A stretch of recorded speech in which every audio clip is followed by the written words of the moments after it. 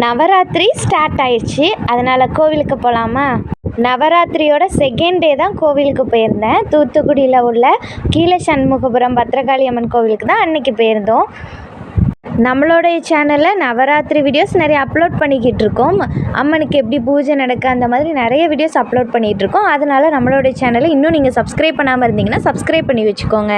இப்போது நீங்கள் அம்மனுக்கு எப்படிலாம் பூஜை பண்ணியிருக்கிறாங்க அப்படிங்கிற பூஜை வீடியோ தான் பார்க்க போகிறீங்க. பார்த்துட்டு வாங்க.